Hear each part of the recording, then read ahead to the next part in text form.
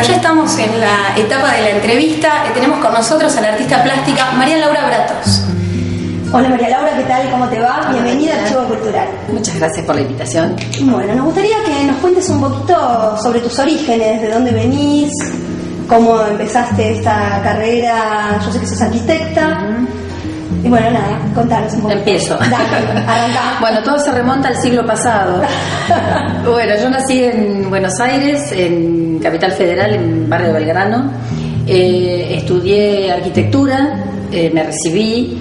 Después estoy haciendo sintéticamente casi medio siglo, no, más de medio siglo de historia. Hay que resumirlo en 10 minutos. Sí, en 10 minutitos. ¿Vos querías ser arquitecta porque alguno de la familia es arquitecto? ¿Era una vocación que sentiste?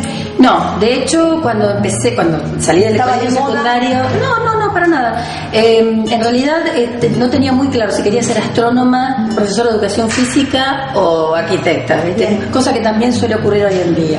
Bueno, finalmente me decidí por la arquitectura y después que me recibí ejercí muy poquito tiempo y me mudé a Puerto Santa Cruz, la provincia de Santa Cruz, en la Patagonia, que fue toda una experiencia porque hoy en día está mucho más popularizada la Patagonia, pero en ese momento principalmente para la gente que vivía en Capital, la Patagonia era otro mundo, otro planeta. ¿Qué fue lo que te llevó a venir a vivir acá? En realidad el trabajo de mi esposo es práctico de Puerto y bueno, fue ese nuestro primer destino. Sí, fue una cuestión que se dio en ese momento. Así que bueno, empezar por la Patagonia profunda es empezar desde abajo. Yo ya había empezado a pintar el año anterior y me había gustado muchísimo. Lamentablemente lo descubrí tarde, me hubiese gustado empezar antes a pintar. Pero bueno, digamos, cuando llegué a la Patagonia, ese fue uno de mis anclajes también emocionales, porque la verdad que al principio fue duro vivir en un lugar sobre todo tan aislado. Me imagino. Aparte tuve algunas cuestiones familiares que obligaban que viajara a Buenos Aires y era todo un trámite, bueno, en fin. Antes de empezar a pintar las obras que nosotros ya conocemos, antes de conocer las cocinas y los galpones y las ovejas, ¿qué pintabas? Mis orígenes fueron naif, el naif casi te diría tradicional. Pero eso me duró muy poco tiempo, porque cuando me vine a vivir acá, me refiero a la Patagonia, empecé a tomar los temas de la Patagonia desde una mirada naif. Eso después fue cambiando, porque, no sé, esas cosas que se dan, y terminó siendo más o menos lo que es hoy en día. Entonces yo me deshice de alguna manera o dejé de lado el estilo naif y empecé a incursionar en esto que no sé cómo llamarlo, pintura figurativa, pero por ahí con un toque más realista, algo así. Y bueno, en la medida en que empecé a conocer la Patagonia, ya sea metiéndome en las cocinas de campo, en las estancias, en los galpones abandonados, esas cosas, bueno, eso me maravilló, cosa que siempre me habían gustado las cosas antiguas, pero meterme en esa cosa que también todavía está vigente o vive es interesante. ¿Cómo pensás con ese tema? ¿Vos vas y sacás fotos del lugar, lo recorres y tenés una imagen en la memoria, después pintás en tu casa o te vas con la tela al lugar donde ves tu posible pintura? No, nunca pinto en el lugar donde estoy viendo las cosas, lamentablemente, porque tengo todo un equipamiento alrededor que me sería dificilísimo, tendría que armarme una casa rodante. Pero tomo muchos croquis, hago registros, tomo fotos. Un dejo de la arquitectura también, porque tiene mucho detalle, da la sensación de que estás en ese lugar mientras lo pintas. No, la impronta de la profesión la tengo marcada a fuego. Me he olvidado todo referente a la arquitectura, pero esas cosas las tengo muy marcadas.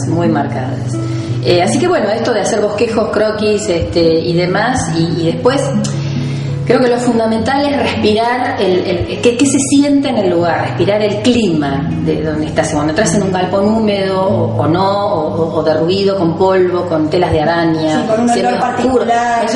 Eso es lo más importante, porque eso es lo que el sentimiento que vos querés después transmitir. Y bueno, después ayudado con fotografía, desde luego, porque bueno, yo al menos necesito el detalle, la cosa, a veces no me acuerdo bien cómo era. No significa que después la represente tal cual, pero es una ayuda, digamos, para armar el bosquejo en la cabeza. ¿Y la primera vez que pusiste, cómo se dio? ¿Que empezaste tenías la posibilidad, pintabas para vos en un principio, ya pensabas en una comercialización de los cuadros, en mostrarlos? No, todo esto en realidad me superó todas mis expectativas, superó todo lo que yo pude haber planificado, se fue dando, afortunadamente, creo que es bueno eso. En realidad yo pintaba para mí, porque me daba placer y era mi refugio. Y un día me ofrecieron en un congreso de médicos, fíjate vos lo que son las cosas, iba a venir el doctor Estambulián a dar una conferencia, en realidad era un ciclo, unas charlas en Puerto Santa Cruz, fíjate vos, ¿no? Hasta dónde llegó. Y entonces el médico que organizaba todo esto, que era amigo mío, me dijo, mira, me encantaría que hicieras una muestra con tus cuadros. A mí me parecía un horror, un papelón. Y me dijo, no, porque mirá, tenemos un espacio. Bueno, así que yo fui y colgué. Y me acuerdo que cuando entró el doctor Estambulián, le encantó lo que yo hacía. Imagínate vos cómo me sentí yo, porque realmente tuve una eminencia. Y tenía que empezar la conferencia y el tipo me mandó llamar y me empezó a dar charla y nos pusimos a charlar y estaban todos los médicos así esperando. No, fue una cosa, bueno, ahí él me compró unos cuadros, fue muy divertido, pero fue una cosa... ¿Te encontraste de pronto con tener que poner un precio a la hora que también claro, no debe ser fácil para No, en absoluto, no tenía ni idea, yo pintaba para mí, así que no tenía idea. Bueno, y después, qué sé yo, eso me levantó la autoestima. Así que, claro, caramba. Pero nunca pensé que me iba a dedicar a eso de manera continua. Pero sí, después me fui enganchando con cursos que se hacían en Río Gallegos, porque ahí en el lugar donde yo vivía no existía nada de eso. Así que empecé a viajar y me empecé a contactar con gente macanuda que me invitaban a exponer o cuando hacían un concurso y qué sé yo me presentaba de cara rota total y absoluta, ¿viste? Eran 600 participantes y yo salía 601.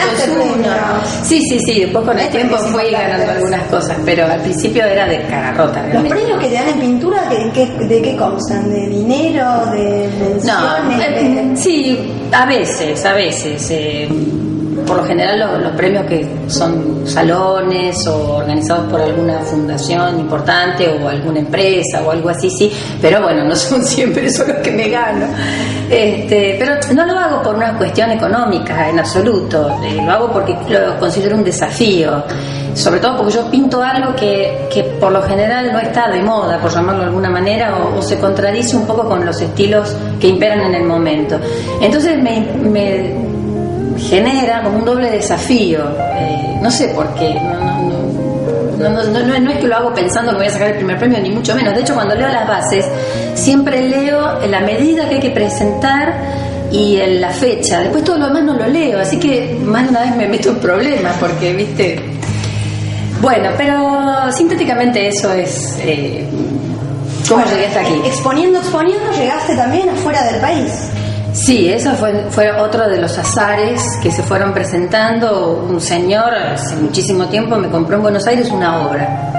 Y este hombre era un americano que vivía en Boston, un abogado, trabajaba para una multinacional, y qué sé yo. El día que se jubiló le dijo a la mujer, nos vamos a vivir a Israel y voy a poner una galería de arte. De arte naif. Él se dedica exclusivamente a eso.